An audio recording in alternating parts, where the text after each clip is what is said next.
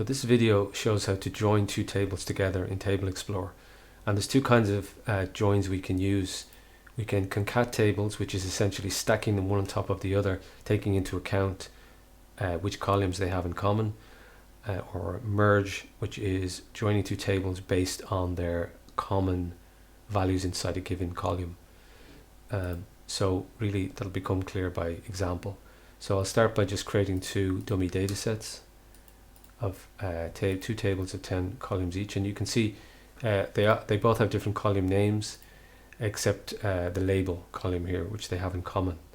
So if I go to sheet and choose concat, I can select the columns, the tables that I want to join, and we can join or concat any number of tables.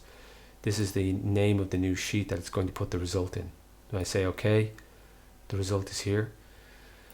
So you can see that it's stacked them on top of each other, and the reason why it looks like this is that it puts in empty values where you have columns that aren't shared. So for example, these this is essentially the first table, and this is the second one, and there are no column names corresponding to these four five columns here in the first table, so it simply left them blank, and then you put the values corresponding to the second table there and left the others blank, and the only column they have in common is label, so it's stacked it vertically like this. So we can combine, as I say, any number of tables in this way. So that's concat.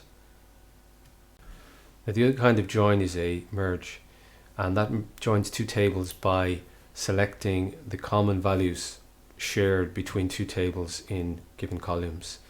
And in order to do this, or to make this simpler, I'm going to reset the index on both tables, and what that does is it pops out the current index into a column in case it wants to be, you need to retain it. So it just corresponds to the default index, which is 0-based integer values. And that I'm doing this so that we have something to merge on. That makes a bit more sense. So I'm going to go to sheet and merge and choose the sheets we want to merge, and it'll bring up the merge dialog, which is showing this is where a result appear in the middle, and on the left we have the columns we want to select from the left and right tables to merge on. So we're going to merge on index from both tables, and I'm going to say apply, and you see our result here. It's taken the common row values from both tables where the index is the same and put them into a single row on this table.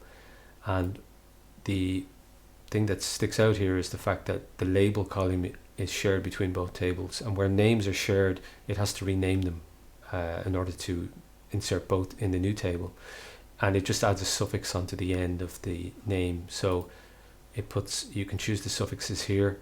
It puts a 1 and a 2 on the end, so this is the label column from the first table, and this is from the second table. So that's basic merging. Something else that's important to understand in merging is when there's duplication in the column that you want to merge on. So again, I will use some sample tables, and use the index again, the index column that I've created here. But in the first table, I'm going to change the first 0 value to a 1. So now we have a duplication. We have 2 1s in that column. And I'm going to go back to merge and choose the tables again like I did before. And then choose index to merge on and say apply. Now this result is very similar, but there is a difference because you can see that in the first table there's 2 1s, there's 2 rows I should say with a 1, but it is only merged the one of the rows, and that's because it's using this inner option here. So that's what this means. This is analogous to a join in SQL, if you're familiar with that, or the intersection of two sets. So the inner is the intersection uniquely between the two sets of values in each column. So it's taken this 1 and combined it with, in fact, it's selected the second row here. So this information is missing in the merged table. If I choose outer and apply, it will keep the these 2 rows from the original, the first table, and it'll, because there's no 0 to merge on, to match I should say, in the first table, it'll insert it, but it'll use empty values, just like it'll put empty values here, because it's actually only merged it with one of the rows from the second table. So that's what outer means. Left takes only the indexes from the first table, which is what left means in this context. So you'll see that the 0 from the right index is missing in the result because it's not present in the first table.